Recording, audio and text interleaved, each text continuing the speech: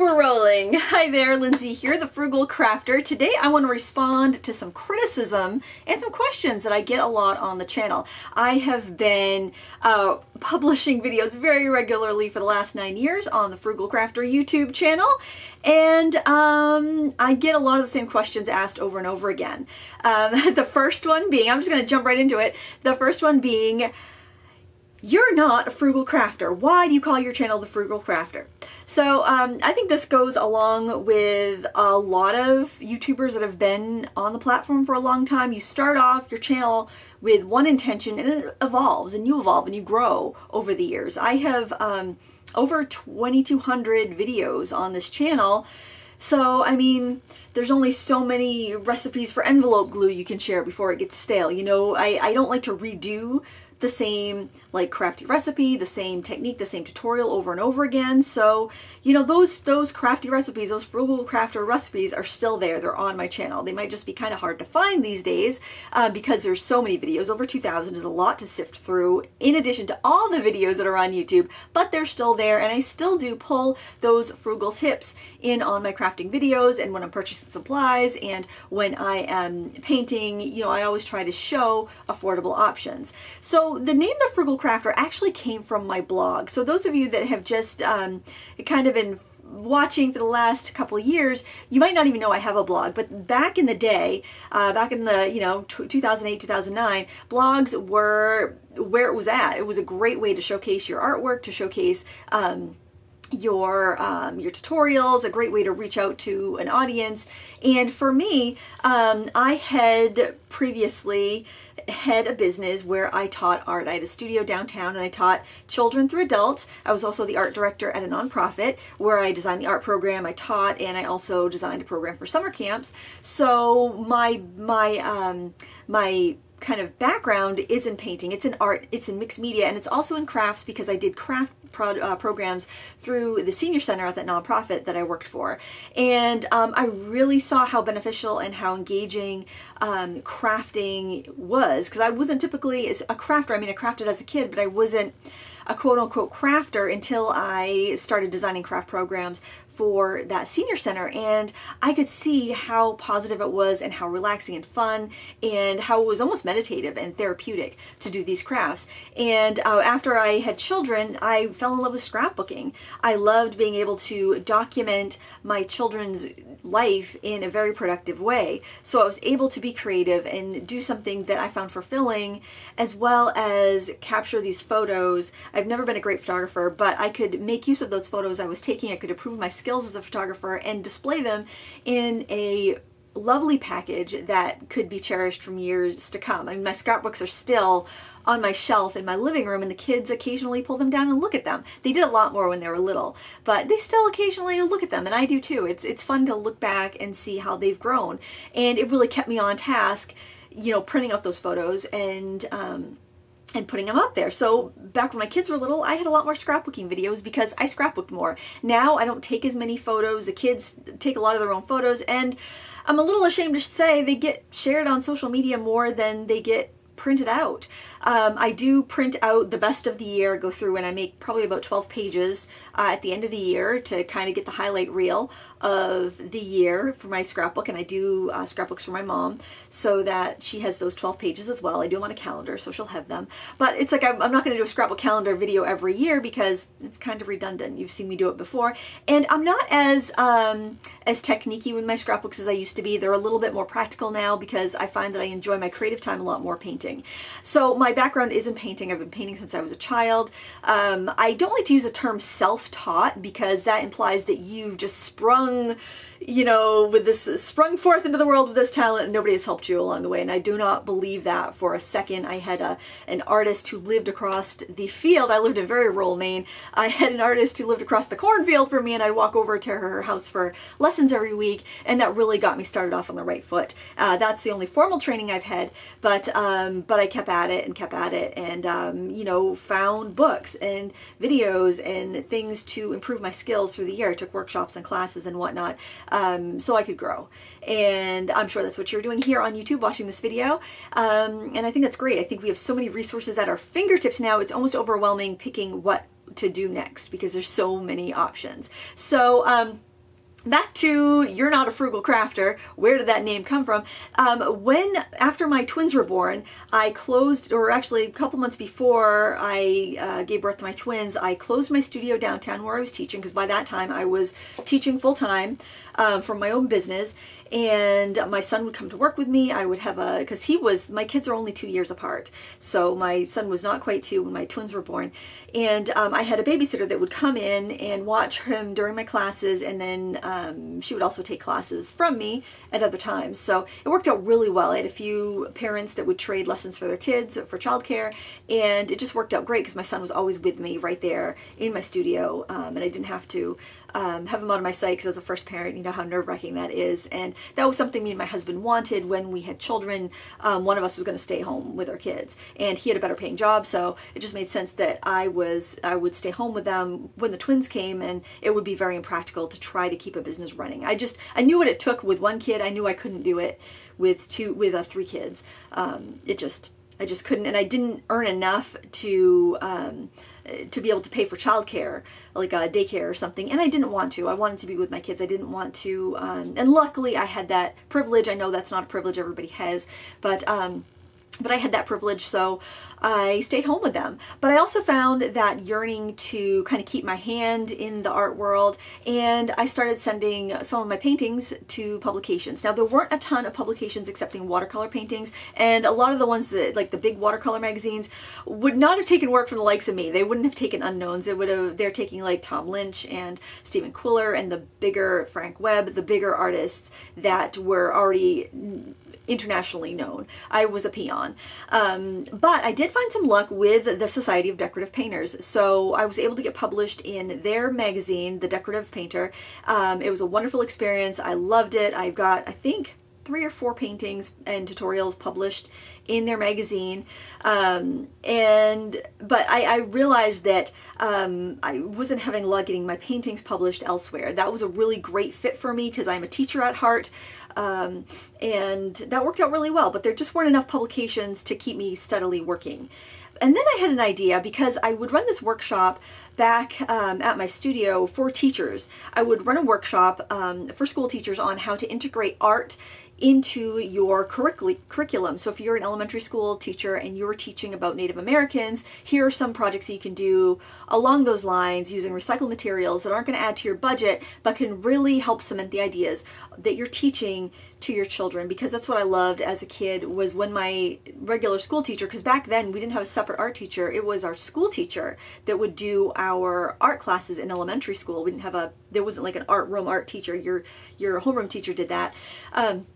And so I loved it when my very resourceful teachers would do things like that. And I think with No Child Left Behind and Common Core and the different standards that are around now for kids and teachers, they don't have as much time and resources to pull those different elements in. So if you can make it kind of holistic and bring it into the curriculum and not add to your budget, and these projects can be things that kids can be working on, and then it gives the teacher time to go around and help the kids that need extra help. I just think it's wonderful. So I did a program on how to add arts into your regular curriculum without increasing your budget.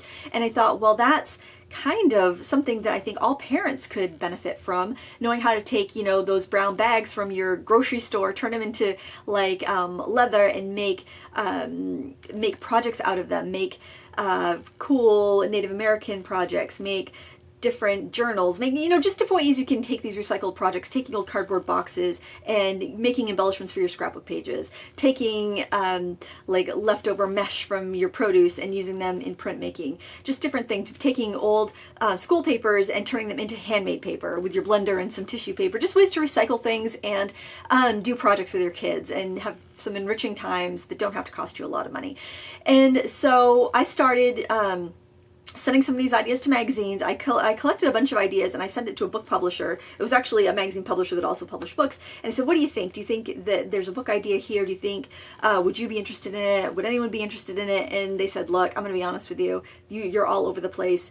Having a book full of crafty recipes just wouldn't work. People wouldn't buy it. It's, you need to do a book that's just on scrapbooking, just on knitting, just on, I don't know what the other thing was, just on stamping. You can't pull from all of these different areas because nobody will buy it. People like to be very specific, which I didn't think was true, but but that's what the people in the publishing industry told me. So I thought, well, if nobody wants to publish a book on this, I'll start a blog. Blogs are starting to be really popular. I was doing a lot of scrapbooking at the time. I was doing some card making at the time because I found that I'd run out of pictures to scrapbook, so I would take those leftover supplies of scraps for my scrapbooking and I'd make cards with them. And so I'm like, well, I started sending cards to magazines. Sometimes something would get picked up. Generally, they weren't paying for these projects. It was just, they would, publish them and you would get a free magazine, which was, that's fine. But I realized that it was not a way that I would be able to make any sort of income to help support my family. So I'm like, well, if I'm not going to get paid for doing all this work, and a lot of times I'm spending all my time just submitting this work, I might as well have a blog and just give it out there to people for free, and they can read it, and at least I'll have readers, and I'll be able to build my skills as a writer, and I'll be able to build my skills as a photographer and a designer, and it'll be something to do that will kind of keep my hand in it, so that when my kids are older and off in school, I'll at least have that kind of body of work. And if I can't find, maybe a book publisher will see this and they will be interested in the idea. That didn't happen, but I did really enjoy blogging and sharing that work. And that's why I called my blog The Frugal Crafter. For one, I was hoping that that book idea would get some traction and a publisher would say, yeah, I'll take a chance on that. I think that's a great idea. But if not, at least I wasn't wasting the ideas. I was putting the ideas out there for people to see. And they were very frugal ideas on how to make your own crafting and art supplies. So that's where the name came from. About a year and a half after starting the blog, I really wanted to do some teaching that was more hands-on, that was video. And YouTube had come along a couple years earlier. I didn't really know much about it. I didn't watch YouTube. I figured it was all like, I don't know what I thought about YouTube. I thought it was probably some sketchy, people posting sketchy videos, and I didn't want any part of it. It just seemed very sketchy. So it's like, I didn't watch YouTube, but I wanted to put some videos on my blog, and I tried to upload them to my blog, but it was going to be very expensive to add this video package on. So I made a YouTube account and I called it The Frugal Crafter because that was my name online, and I was also very nervous about putting my real name online because that was back in the day when, you were worried about being stalked. Now everybody's online, so it's kind of like you're a needle in a haystack now, so it's not so scary.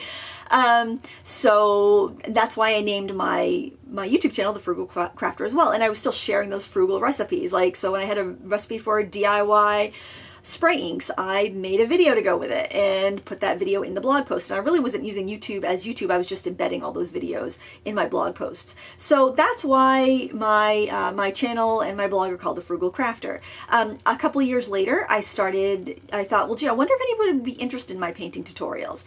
I figured I'd give it a try. I didn't want to create a separate channel because it's so hard to grow a YouTube channel and a blog, and also it's just one more thing that I would have to think about, like switching channels, uploading to a different channel, promoting a different channel. So much that goes on that's not just making videos that is a complete time suck, like promoting your videos so somebody will see it. It just takes so much time. So I kept it all in the same place, which might have been a bad idea. I don't know. I really don't think it matters that much. I know a lot of people have separate channels. They'll have like their main channel where what they consider their best stuff goes, and then they have a vlogging channel where they would put like a video like this where they're just talking to the camera. For me, I want to keep it simple. I, did a little research when I picked a blog. Basically, I Googled free blog, and WordPress came up and Blogger came up, and I like the look of the WordPress blogs better, so I just grabbed it. I made a good choice. I think WordPress blogs at the time were doing really well. They ended up, my blog started to get immediate traction and immediate views, so I really lucked out there. There's been a tremendous amount of luck, I'm not going to lie. And then, I had a year of blogging under my belt before I started the YouTube channel, which I think really helped those early videos get a little bit of traction. So that's why it's called The Frugal Crafter. I still think I'm frugal, but definitely things have evolved over the years, and I am doing more painting because painting is my first love. I find it continuously challenging. I find it there's always more you can do.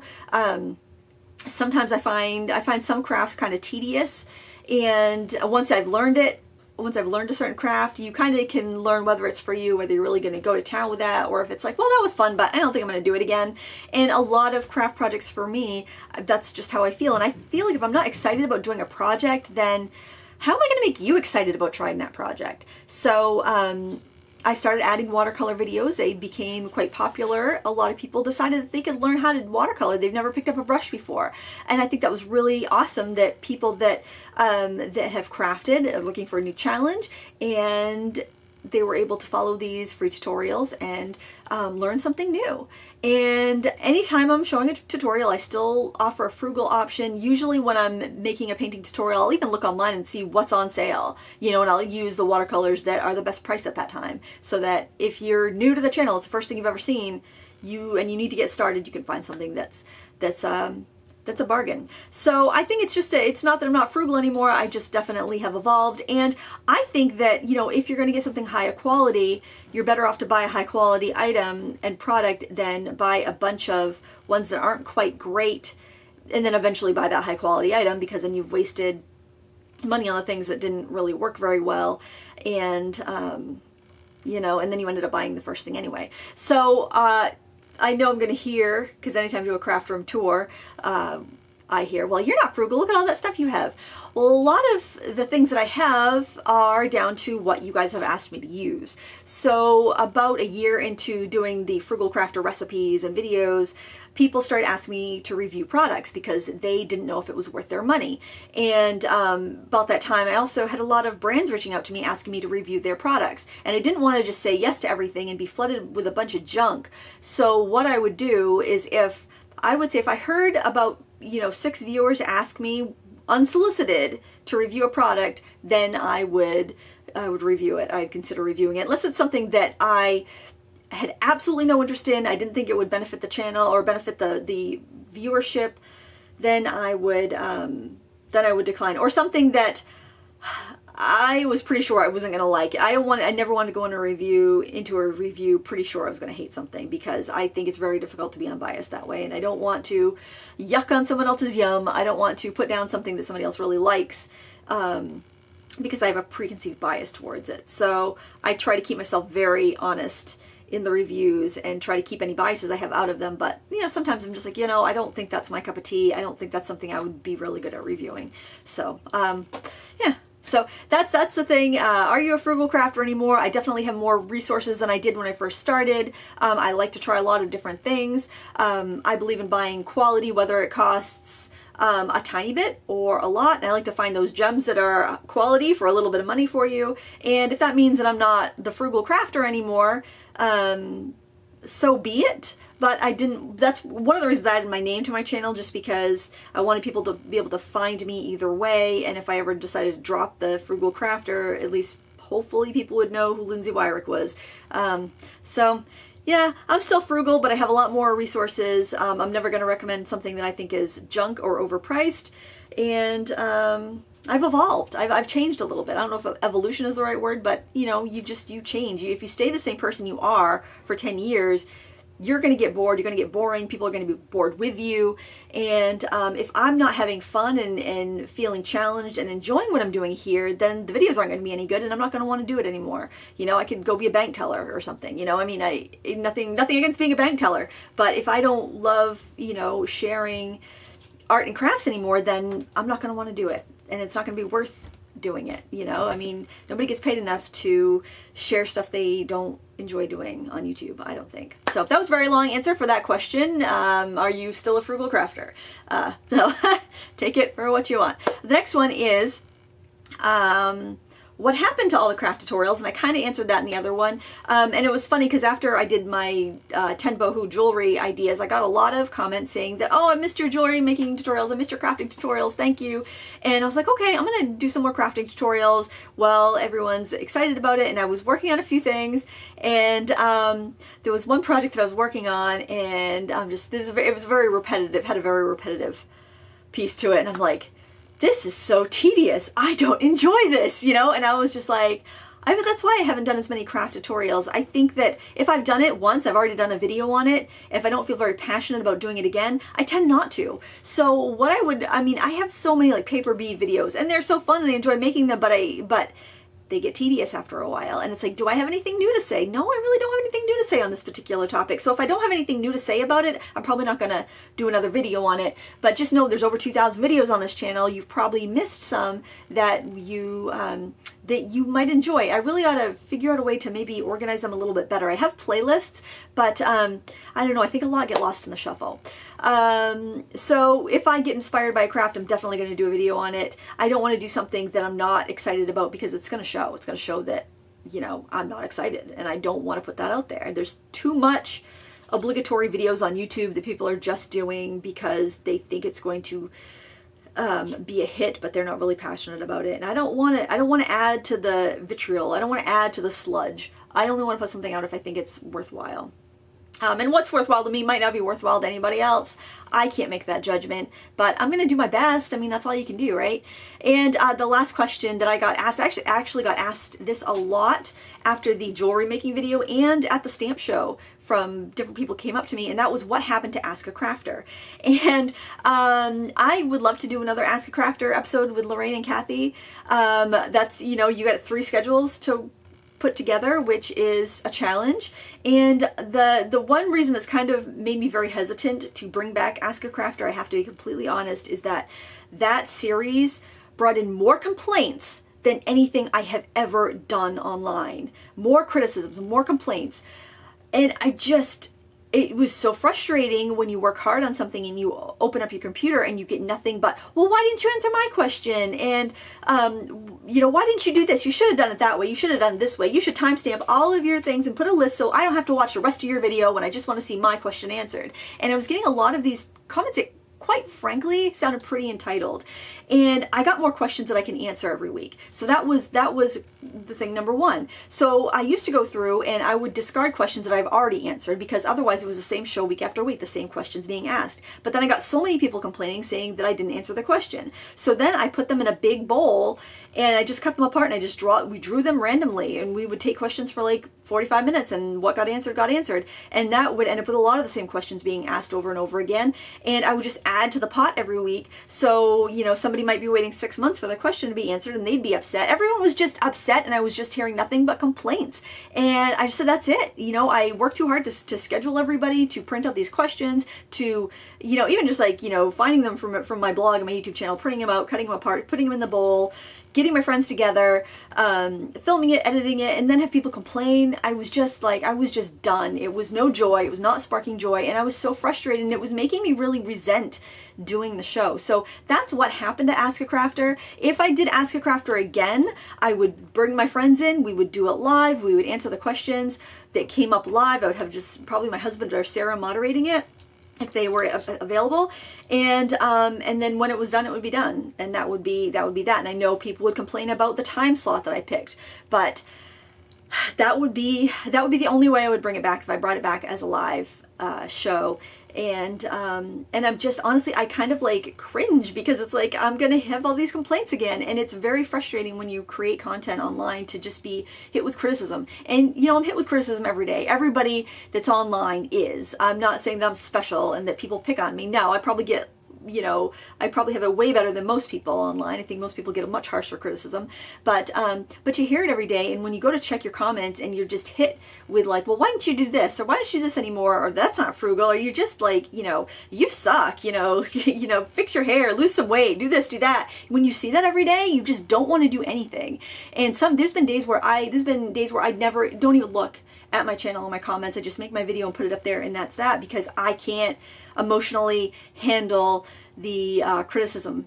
And I'm sure there's a lot of people out there like that. Usually I'm fine, I can take it, you know, it's like, but if you're in a mood where you're just like really questioning what you're doing, and you're feeling like you're just not up to par, or, you know, everyone's crushing it and you're just, nothing you do is good or good enough, you know, and then you look at your comments and you have those fears confirmed by people just like wanting to tear you down. And these are usually people that don't normally comment. There are some people that only comment negative comments, and they're like regular negative commenters. And it's like, I don't know if you think this is constructive. I'm sure you think it's constructive, because otherwise why would you waste your time commenting? But it just makes me want to turn off my computer and go on vacation, quite frankly. And I just wanted to put that out there, not to say, oh, pity me, poor me, because no, I mean, I don't need any pity. I'm doing fine. I'm very lucky. But every creator out there you watch feels that way at some point. So before you leave, I'm not saying anybody watching this video would be ready to leave a nasty comment, but before you think about leaving a nasty comment, just know there's a person behind there. You know, you're not talking to a celebrity, you're talking to like your next door neighbor, you're talking to a person that you would see at a PTA meeting. They are regular people that are doing this for the passion of sharing their crafts and their art and teaching other people. They don't have to do this. They're doing it because they love to share. I don't think anyone's doing this for, you know, fame and fortune and glory, because it's, you know, that's pretty unattainable these days. There's so many channels, there's so many videos, there's so much out there to pick and choose from. And, you know, the second that people turn off I have no delusions. The second somebody turns off their computer, they've forgotten who I am and what I just taught them, probably. Or maybe they remembered what I taught them, but they really don't care about the person a lot. And I know that sounds very, I don't know, it probably sounds very sad, you know, because I know there's other YouTube creators watching this, but, you know, I guess I should say, don't put so much emphasis on what other people are thinking about you, because they're probably not once they turn off the computer. I don't think anybody's like, I'm not, you know, swirling around in anyone's brain after they turn off the computer. I'm under no delusions there. So just be kind, you know, if you're commenting to people. YouTubers, please don't put anything that anybody says, don't let it affect your day. Don't let it like tear you down. Everybody gets this criticism. It's too bad, but there it is. I mean, there's a comments section, and unless you want to disable comments and, you know, get rid of all the good that's out there, you're gonna kind of deal with the criticism. So that's what happened to Ask a Crafter. It just was so much criticism that I was just like, why am I doing this? People don't appreciate it. People don't like it. They're, you know, they wouldn't complain so much if they liked it. Maybe they do. Maybe they just, but it was just never going to be what people wanted it to be, I guess. So if I do bring it back, it'll be a live special occasion type of thing, because it was fun to do. I enjoyed it, but I just didn't enjoy looking at the computer the next day and having all these, you know, Monday morning quarterbacks telling me how I could do it better and how I'm, you know, a miserable failure at, you know, YouTube. I can do without that. So this was pretty long, but I just wanted to address the 3 most common criticisms, complaints, and questions I get asked, and I hope you find that useful. If you're a YouTuber out there, let me give you a big hug. I'll give everybody a hug. You guys all get a hug. But you know, I just know how hard it is, and there's so many younger YouTubers out there, and even YouTubers that have been on the platform for as long as I have, longer even, that are struggling. And just want to give you a little solidarity and let you know you're not alone, and let the viewers that aren't YouTubers kind of know where we're coming from, and hopefully give you a little perspective. And I'm doing my best to create videos everybody wants to see. I'm not perfect, but I'm only going to make videos I'm interested in and passionate about, because there's too much junk out there that people are just phoning in because you know, because they think it's going to do well. I want to do stuff that I'm excited about, because I think that excitement will travel across the airwaves and cyberspace to you guys. I'm hoping anyways. So thank you for watching. I appreciate it. I appreciate you. And leave me a thumbs up if you like this video. And you can leave me a disgruntled comment if you don't. Thanks for watching. Until next time, happy crafting.